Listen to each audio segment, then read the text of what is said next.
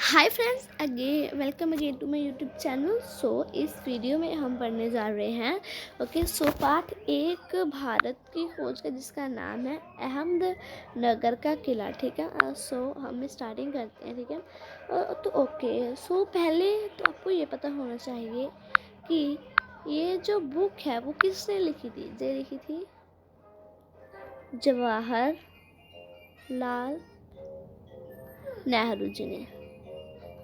ठीक है, तो ये उनकी 9th मतलब 9वीं जेल यात्रा थी। तो ये इन्होंने कब लिखा था? 13 अप्रैल 1944 में। ओके, तब लिखा था। ओके, सो स्टार्टिंग करते हैं। ये मेरी 9वीं जेल यात्रा थी। हमें यहाँ आए 20 महीने से अधिक हो चुका था। जब हम यहाँ पहुँचे तो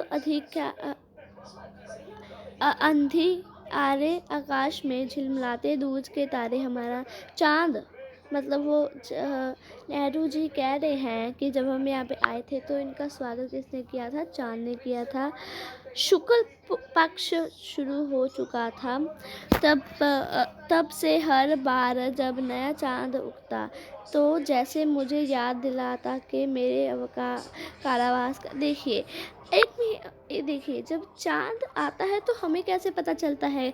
देखिए, 15 और 15 30 होते हैं, मतलब 1 मिनट। ठीक है, महीने के पहले 15 दिन।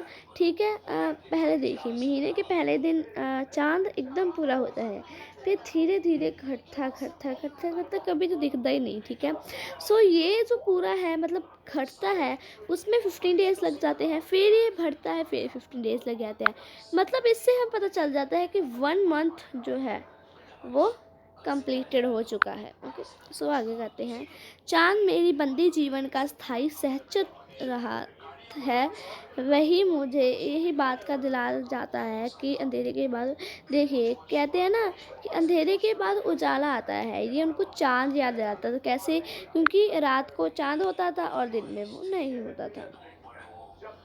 और सो नेक्स्ट पढ़ते हैं। ये देखिए, ये पिक्चर आपको देखिए, यहाँ पे लिखा है ये वो कक्ष है, यहाँ नेहरू जी को रखा गया था 1942 से लेके 1945 तक। ओके, तो फ्रेंड यहाँ पे ना 3 पेजेस का है जो हमने देख लिया है अभी। ओके, सो अभी हम इसका अतीत का भाग पढ़ते हैं। ठीक है, दूसरी जेलों की तरह यहाँ अहमदनगर किले में मैंने बगावनी का काम शुरू कर दिया। बगावनी मतलब खुदाई। ठीक है, खुदाई का काम शुरू कर दिया। मैं रोज़ कई घंटे तपती धूप में फूलों के लिए क्यारियाँ बनाने में बिताने लगा। मिट्टी बहुत ख़राब थी, पथरीली और पुराने मलबे और अवशेषों से भरी हुई थी। चूँकि यह इतिहास स्थल है, इसलिए अतीत में इसने कई युद्ध और राजमहलों की दुर्भिस्थियाँ ठीक है दुर्भेजियाँ देखी हैं। यहाँ का इतिहास बहुत पुराना है। घटनाओं की दृष्टि से इसकी कोई विशेष अहमियत नहीं है, पर इससे जुड़ी एक घटना आज भी याद आती है। यहाँ चांद बीबी नामक एक सुंदर महिला के साहस की कहानी। ठीक है, सो आपको पूछ सकते हैं कि इतिहास क्या है अहमदनगर के किले का, अहमदनगर का हिस्ट्री क्या है इसकी। ठीक है, तो आप लिख सकते हैं कि यहाँ पे एक चांद बीबी नाम की एक सुंदर महिला थी। मतलब सुंदर महिला के एक उसके साहस की कहानी है। तो इसने क्या किया था कि इसने किले की रक्षा के लिए अकबर की जो शाही सेना थी, ठीक है, उसका विरोध किया था। ठीक है, लड़ाई की थी उनके साथ। ठीक है, युद्ध किया था। ठीक है, हाथ में तलवार उठाकर, ठीक है, अपनी सेना इकट्ठी की और युद्ध किया अकबर की शाही सेना के साथ। पर अंत में उसके अपने आदमी ने ही उसकी हत्या कर दी। मतलब उसके आदमी, उसके हस्बैंड ने ही उनकी हत्या कर। ठीक है, तो खुदाई के दौरान हमें ज़मीन की सतह के बहुत नीचे दबे हुए, तो उनको क्या मिला? बहुत नीचे दबे हुए प्राचीन दीवारों मिली। ठीक है, उसके हिस्से और कुछ गुंबदों और इमारतों के ऊपरी हिस्से मिले।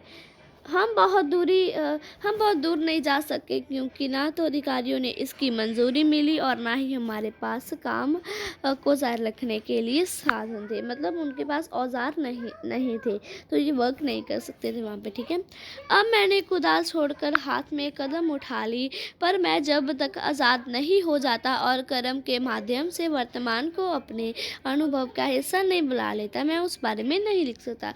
वो कहते हैं कि मैं अब क्या लिखूं, ठीक है। वो कुछ नहीं लिख सकते थे, ठीक है। मतलब वो वर्तमान के बारे में नहीं लिख सकते थे ना, क्योंकि वो कहते हैं जब तक मैं आज़ाद नहीं हो जाता और वर्तमान मेरे साथ मिल जुल नहीं जाता, मैं इसके बारे में कैसे लिखूं कि ओके। सो नेक्स्ट पर चलिए स्टार्ट आगे पढ़ते हैं।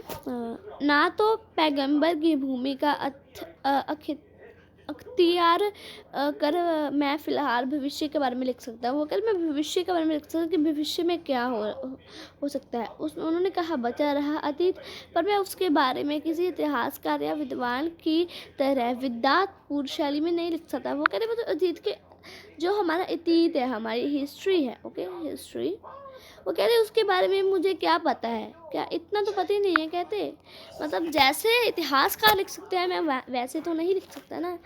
मैं पहले की तरह अपने आज के विचारों और क्रियाकलापों के साथ संबंधित स्थापित करके ही उसके बारे में कुछ लिख सकता हूँ। गेटे ने एक बार कहा था कि इस तरह इतिहास लेखन अतीत के भारी बोझ सीमा तक राहत दिला। वो कहते मैं अपने विचारों के बारे में लिख सकता हूँ, ठीक है। सो वे विचारों के बारे में, अतीत का दबाव भला हो या बुरा, दोनों तरह अभिभूत करता है। कई बार हम दबाव धम घोटू हो सकता है, खास तौर पर उन लोगों के लिए जिनकी जड़ें बहुत पुरानी सभ्यता से है। मसलन भारत और चीन की सभ्यता देखिए। दबाव कहते हैं कभी कभी कहते हैं जो हमारा दबाव होता है ना, वो हमारा दम घोट देता है, क्योंकि उन लोगों का दम घोटता है जो बहुत पुरानी सभ्यताओं से होते हैं, जैसे मसलन भारत और चीन की सभ्यता होगी, ठीक है। अब नेक्स्ट पढ़ते हैं। वो कहते हैं व्हाट इज़ माई हिंदी में बोलना था। वो कहते हैं कि मेरी विरासत है ही क्या अभी, ठीक है। मेरी विरासत क्या है अभी, ठीक है। मैं किन बातों का उत्तराधिकारी हूँ, ठीक है। वो कहते हैं मैं किसका उत्तराधिकारी हूँ, किन बातों का उत्तराधिकारी हूँ। क्या उन सब का जिसे मानवता ने दसियों हजारों सालों के दौरान हासिल किया।